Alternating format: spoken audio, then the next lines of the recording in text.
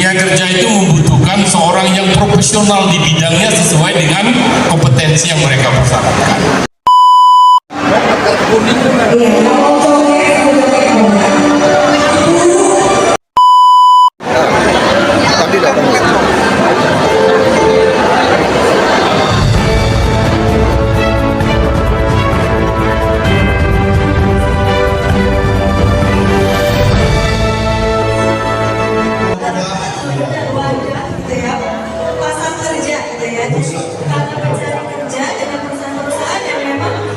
Job fair atau bursa pasar kerja adalah untuk mempertemukan atau mendekatkan pengusaha dari berbagai sektor bidang usaha dengan para pencari kerja. Maka pesan pertama kepada para pencari kerja adalah persiapkan diri masing-masing dengan baik.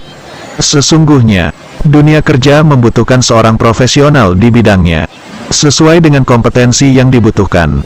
Pada dasarnya, mencari kerja itu tidaklah sulit. Yang sulit adalah mencocokkan yang dibutuhkan dunia kerja dengan kompetensi yang kita miliki, sehingga mencari kerja seolah-olah menjadi sulit. Demikian disampaikan Gubernur Bengkulu, Rohidin Mersyah, saat membuka secara resmi Job Fair yang digelar Dinas Ketenagakerjaan dan Transmigrasi atau Disnaker Trans Provinsi Bengkulu, Kamis tanggal 15 Desember tahun 2022. Di Pusat Perbelanjaan BIM atau Bengkulu Indah Mall, di kawasan objek wisata Pantai Panjang, Bengkulu. Jika kompetensi sudah memenuhi standar dunia kerja, dalam situasi-situasi tertentu, dunia kerja mencari kita. Berikutnya, ini kepada institusi lembaga pendidikan, terutama kepada SMK termasuk Balai Latihan Kerja, atau BLK itu harus betul-betul dipersiapkan. Dunia kerja itu membutuhkan keterampilan kerja seperti apa? Kapasitas kompetensi keahlian seperti apa? Kata Rohidin Mersyah, jika sudah terpenuhi pada posisi itu, berikutnya yang dibutuhkan sikap dan perilaku untuk menunjang sekilas kita, sesuai dengan kebutuhan dunia kerja. Dengan kata lain, tidak cukup dengan keterampilan saja, tidak cukup dengan ilmu dan wawasan saja, tetapi bagaimana perilaku kita sebagai pekerja yang tangguh, yang pantang menyerah, yang bisa bekerja sama tim, dan memiliki yang baik, ujarnya.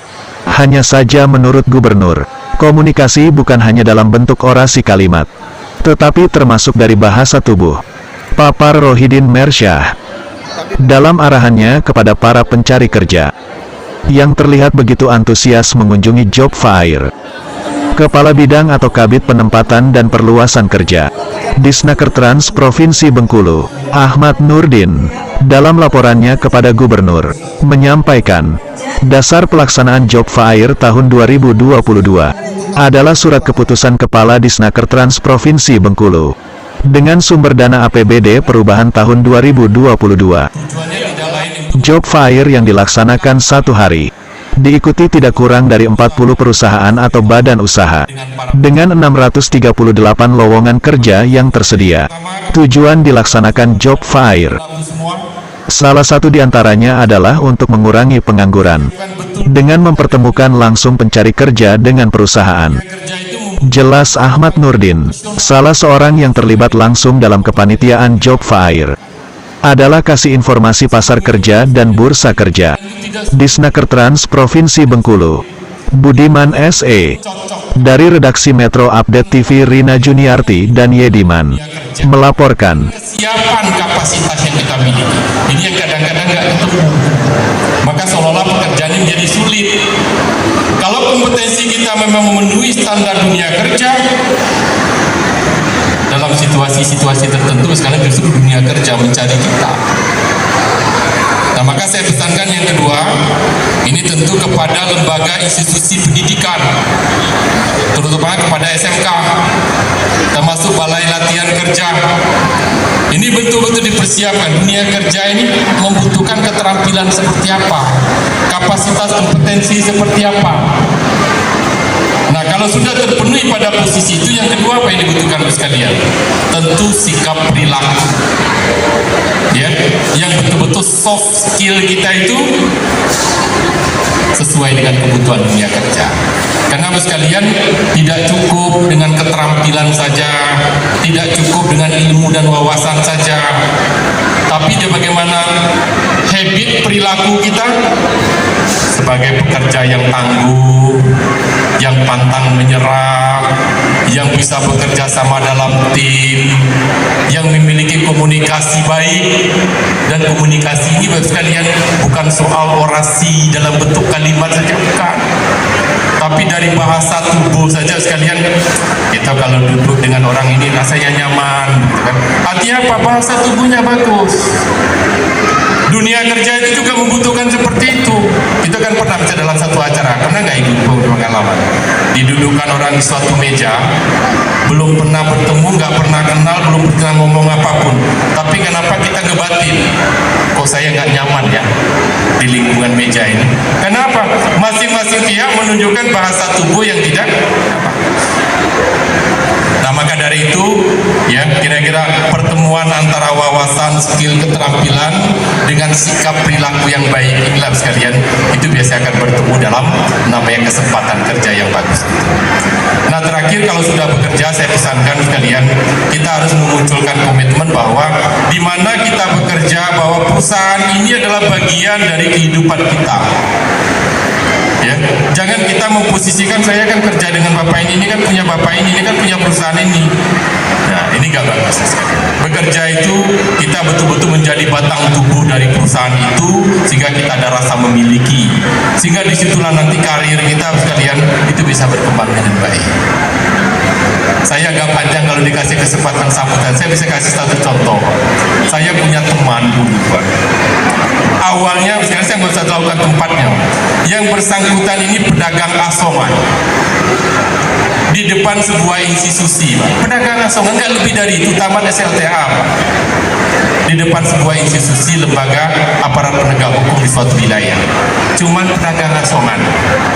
Lama-lama karena pedagang asongan ini bagus, terpantau Pak dengan institusi ini. Akhirnya ditawarin lah jualan di pojok kantornya itu. Naik kelas dikit kan, jualan di pojok kantornya itu. Tapi apa yang dia lakukan sekalian? Dia nyapu di sekitar situ, halaman kantor dia sapu, pagar dia buka lebih dulu. Ini benar, ini bukan cerita menghayal, Pak. Dia buka lebih dulu, Pak. Ini kadang-kadang dikasih kesempatan malah buat lingkungan tambah kotor, enggak, dia dirapikan dia, disiramnya, taman-taman dia bersihkan. Apa dipanggil Pak dengan pimpinan di situ? Disekolahkan, dibiayai kuliah sambil kerja, jualan di pojok kantor itu. Lama-lama sekali ikut tes, jadilah pegawai negeri di situ sekalian. Cerita berputar Pak. 20-25 tahun kemudian dia menjadi pimpinan utama di institusi itu. Apa yang melatari belakangan itu semua? Kesungguhan yang didasari oleh kemampuan. Kalau kita kan enggak, baru masuk kerja, mencari jemaah selatan anak merajo, lo lebat niya. Ini yang banyak dengan sikap yang nggak menyenangkan orang. Belum ada prestasi apapun, tuntutannya banyaknya. Yang kedua, sering mendeklarasikan diri sendiri. Ini juga nggak bagus Pak, dunia kerja. Mendeklarasikan diri sendiri. Aku dikatakan pintar, aku punya kemampuan begini. Aku nggak ada Pak orang mempromosikan, di orang lain yang menilai kita ini. Ya. Nah, kalau ini dipahami betul dengan baik, saya yakin. Coba berkarir dari pedagang asongan, berada di depan institusi itu, 25 tahun dia menjadi pimpinan utama. Hebat nggak? Ini nggak dibuat-buat Pak, udah pensiun sekarang. Sekali. Orang kampung kita apa? Orang dari Bengkulu ini jadi kepala ketua pengadilan di situ Pak. Dengan awalnya cuman, karena saya kan nggak mungkin. Itulah namanya karir bekerja Pak. Kalau kesungguhan yang diikuti dengan keikhlasan, kita berusaha memberi lebih dengan apa yang kita punya, maka insya Allah kesempatan berkarir itu akan